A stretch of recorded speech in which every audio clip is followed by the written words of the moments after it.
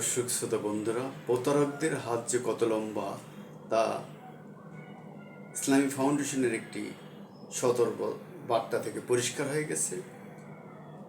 ইসলামী foundation দেশের ইমাম মুয়াজ্জিনদের উদ্দেশ্যে সতর্ক বার্তা দিয়েছেন। প্রতারকদের হাত অনেক অনেক লম্বা। সম্প্রতি একটি প্রতারক চক্র ইসলামী ফাউন্ডেশনের প্রধান কার্যালয়ের নাম ও পরিচয় ব্যবহার করে বিভিন্ন জেলা, উপজেলা ও ইউনিয়ন পর্যায়ের মসজিদের ইমাম, খতিব ও মুয়াজ্জিন এবং মসজিদ পরিচালনা কমিটির সদস্যদের সঙ্গে যোগাযোগ করছে বলে বিষয়টি ইসলামী ফাউন্ডেশনের নজরে এসেছে। ফাউন্ডেশনের এক বার্তায় বলা হয়, প্রতারক চক্রটি টেলিফোন, মোবাইল ফোন, সামাজিক যোগাযোগ মাধ্যম বা বিভিন্ন অনলাইন প্ল্যাটফর্ম ব্যবহার করে সংশ্লিষ্ট ব্যক্তিদের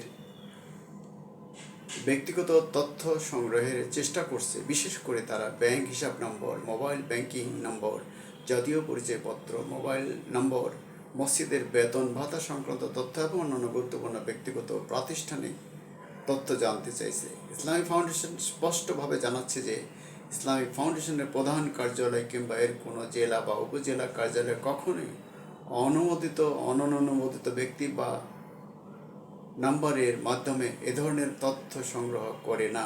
কোনো আর্থিক সুবিধা, সম্মানী, ভাতা, অনুদান বা অন্য কোনো চাকরির সুবিধা প্রদানের নামে যদি কেউ ব্যাংক হিসাব নম্বর, OTP, PIN number, mobile banking তথ্য অথবা অন্য কোনো গোপনীয় বিষয় জানতে চায়, তবে তা প্রতারণার অংশ হওয়ার সম্ভাবনাই অনেক বেশি।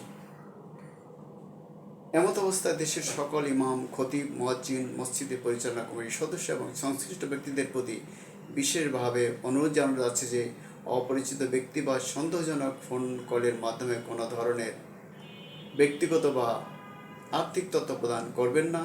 ব্যাংকিং হিসাব নম্বর, মোবাইল ব্যাংকিং অ্যাকাউন্টের তথ্য, ওটিপি, পিন নম্বর কিংবা অন্য কোনো গোপন তথ্য কারোর সঙ্গে শেয়ার করবেন না। ইসলামী ফাউন্ডেশনের নাম ব্যবহার করে কেউ কোনো তথ্য বা অর্থ দাবি করলে তা সংশ্লিষ্ট জেলা বা উপজেলা পর্যায়ের মাধ্যমে যাচাই করে নেবেন।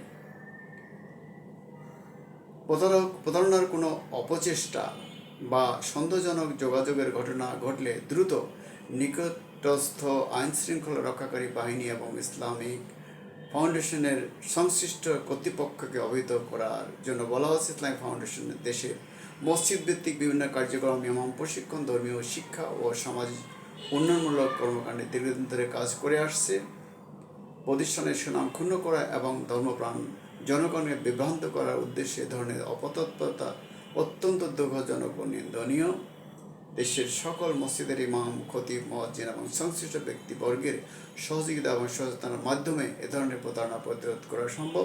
ইসলামিক ফাউন্ডেশন সকলকে সতর্ক, সচেতন ও দায়িত্বশীল থাকার জন্য পুনরায় আহ্বান জানাচ্ছে। তো আমরা সেটাই বলছিলাম যে প্রতারক চক্রের কতটা যে পর্যায়ে তারা চলে গেছে যে তারা হয়তো দেশের সর্বনিম্ন কর্মকর্তা থেকে দেশের সর্বোচ্চ ব্যক্তি পর্যন্ত তারা পৌঁছে যেতে পারে। অতএব সবসময় প্রতারণা শুধু মোবাইল ব্যাংকিং না, সকল ক্ষেত্রে এই প্রতারক চক্রের ব্যাপারে সতর্ক থাকার জন্য আমাদের পক্ষ থেকে আমরা নিউ বাংলা টিভি এবং ডিবেট উইথ রানার পক্ষ থেকে আপনাদের প্রতি আবেদন জানাচ্ছি।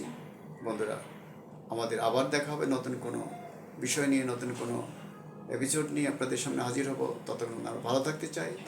আমাদের এই ডিবেট উইথ রানা এবং নিউ বাংলা টিভি চ্যানেলটিকে সাবস্ক্রাইব করে লাইক শেয়ার করার জন্য আপনাদের প্রতি অনুরোধ জানাচ্ছি। ধন্যবাদ সবাইকে। আসসালামু আলাইকুম।